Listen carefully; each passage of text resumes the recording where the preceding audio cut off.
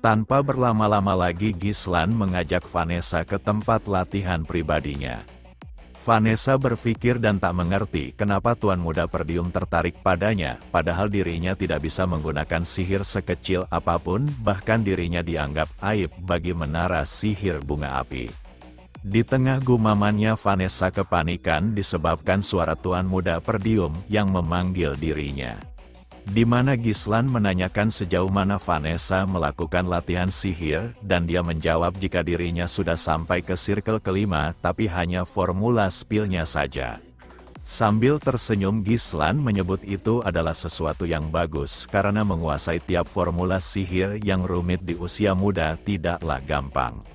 Vanessa sedikit terkejut mendengar pujian dari orang lain selain dari masternya, namun dia tak bisa menyembunyikan murungnya. Dengan nada pelan Vanessa mengatakan jika semua itu tidak ada gunanya dan dia mengakui jika dirinya benar-benar tidak bisa menggunakan sihir. Lalu Gislan menanyakan alasan Vanessa tidak bisa menggunakan sihir, karena pada umumnya manusia pasti bisa jika mereka belajar dari kecil. Vanessa pun mengungkapkan jika dari kecil dirinya tidak bisa merasakan mana seperti manusia lainnya dan ini adalah sesuatu yang belum pernah dialami mage lainnya. Setiap harinya, dia terus belajar dan berharap menemukan petunjuk tentang seseorang yang tidak bisa merasakan mana, namun dirinya tidak menemukan petunjuk apapun. Dahulu ada master yang membimbingnya, bahkan terus memperhatikannya, tapi sekarang sudah meninggal. Dia menduga alasan itulah yang membuat dirinya dibuang oleh menara sihir bunga api, dan dijadikan mage pribadi Tuan Muda Perdium. Walau Gislan tidak mengatakannya secara langsung, tapi anggapan Vanessa tidaklah benar karena dirinya sendirilah yang menginginkannya. Circle kelima sudah tergolong sangat hebat di usianya yang masih muda dan Vanessa merupakan produk mentah yang bisa menyaingi para tetua dari sebagian besar menara sihir. Sihir bukanlah sesuatu yang bisa dikuasai hanya dengan menghafalnya saja, karena sihir membutuhkan kejelasan dan pemahaman tentang bagaimana sebuah mantra dipicu serta kemauan untuk membentuknya. Saat ini Vanessa memahami semua hal itu secara intelektual, tetapi tubuhnya tidak bisa melanjutkannya dan dia pastinya sudah melalui latihan brutal disertai usaha yang gagal berkali-kali untuk memperbaikinya. Hal ini tentu membuatnya sangat berputus asa, tetapi usaha itu takkan Gislan biarkan terbuang percuma dan Vanessa hanya perlu mengambil jalan yang berbeda dari mage pada umumnya.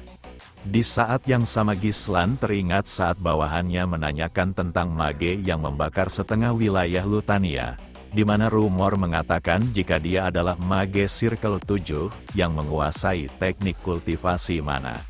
Siapapun yang mendengar hal itu pasti menganggap Vanessa adalah mage yang sudah kehilangan akalnya. Tentu hal ini membuat Gislan tersenyum disebabkan mendapatkan orang berbakat setelah Gilion dan akan menyelamatkan Vanessa dari kematiannya di masa depan. Maka dari itu sekarang dia akan mengajarinya tentang kultivasi mana yang akan mengubah hidupnya. Ucapan itu membuat Vanessa bingung karena dia adalah seorang mage dan bagaimana mungkin bisa melakukannya. Gislan pun mencoba meyakinkannya jika circle milik mage dan kultivasi mana sama-sama bergantung pada inti mana. Dia cukup yakin jika Vanessa pastinya sudah mencoba berbagai cara untuk mengeluarkan kemampuannya, tapi belum mencoba kultivasi mana. Tentu hal ini membuatnya sangat syok, karena tindakan itu sudah di luar akal sehat manusia. Meski belum pernah mencobanya tetapi Vanessa takut melakukannya, karena tindakan ini bisa saja membuatnya cacat di seumur hidupnya. Dengan percaya diri Gislan memintanya untuk mencoba, menunjukkan jika dia benar-benar serius karena dia adalah mage pribadinya dan tak mungkin membuatnya dalam bahaya. Di saat yang sama dia menanyakan apakah Vanessa tidak ingin menggunakan sihir, bukankah hal itu yang sangat diinginkannya. Mendengar ucapan itu Vanessa pun tersadarkan karena menggunakan sihir adalah sesuatu yang sangat diimpikannya. Sambil melihat telapak tangannya dia bertanya-tanya pada dirinya apakah dia dapat menggunakan sihir.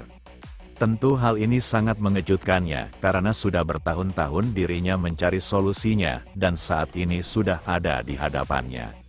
Dengan ini maka dia membulatkan tekadnya meski cacat sekalipun bukanlah masalah karena baginya menggunakan sihir adalah segalanya.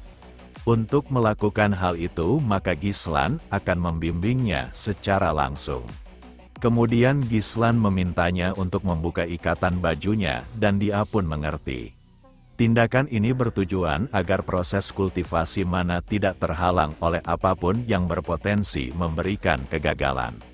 Gislan memahami keputusasaan yang dimiliki oleh Vanessa karena di masa lalu dia juga memiliki tatapan mata yang sama seperti dirinya. Di mana penyesalan, kemarahan dan kebencian bersatu menguasai jiwa ketika dia mengejar sihir sampai titik darah penghabisan hingga memasuki jurang yang tak berujung. Di saat dia memasuki jurang itu disitulah dia mulai mempelajari teknik kultivasi mana sembarangan hingga menjadi bencana yang mengikuti insting dan membakar segala macam hal yang ditemuinya. Tapi sekarang dia ada bersamanya dan Gislan takkan membiarkannya terjatuh ke dalam jurang yang sama seperti kehidupan sebelumnya. Walau Gislan mendapatkan Vanessa, tapi dia melakukannya bukan atas keuntungannya sendiri, melainkan keuntungan bersama dengan memberikan kehidupan yang baru untuk mereka. Sekarang dia akan mengulurkan tangannya untuk menyalurkan mana ke dalam tubuh Vanessa.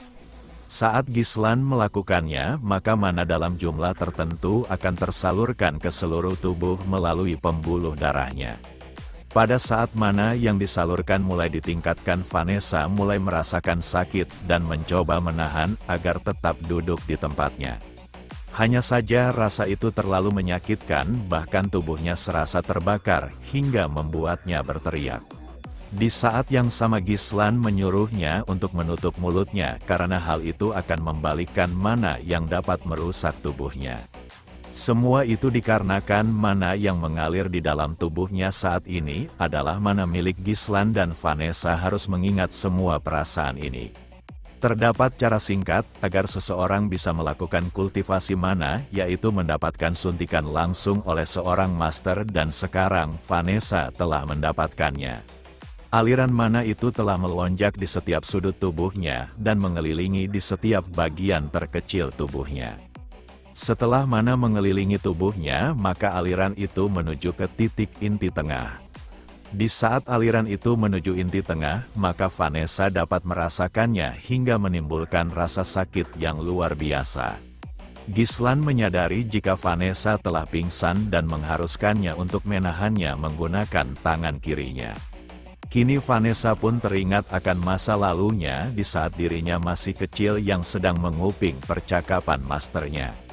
Di mana masternya menanyakan maksud master menara yang memotong dananya, padahal Vanessa itu sangat berbakat, dan jika bukan karena dia maka mereka tidak akan pernah bisa membuktikan pola partikel mana yang diubah oleh kekuatan sihir. Master menara yang merasa canggung pada Master Lonato mengakui hal itu. Di saat itu Hubert mengatakan jika dia tidak peduli seberapa pintar dirinya, jika dia sama sekali tidak bisa menggunakan sihir maka anak itu bukanlah seorang mage. Ucapan itu membuat Master Vanessa marah dan menyebut Hubert sudah sangat keterlaluan. Vanessa sedikit cemas melihat masa lalunya yang sangat menyedihkan. Dia juga selalu meminta maaf kepada masternya karena telah membuat namanya menjadi buruk disebabkan memiliki murid yang tak berguna. Kalau saja dirinya mempunyai bakat yang lebih, maka masternya tidak perlu pergi dari menara sihir. Namun masternya meminta Vanessa tidak putus asa dan terus belajar karena dirinya akan berkelana mencari cara agar muridnya bisa menggunakan sihir. Sejak hari itu Vanessa tidak memiliki siapapun lagi dan terus mengingat perkataan masternya. Di saat itu masternya mengatakan jika tidak ada tempat di dunia ini di mana kegelapan berlangsung selamanya.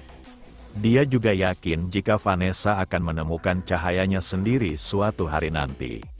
Sekarang cahaya itu telah tiba dan dia adalah seorang tuan muda yang telah memberikannya harapan.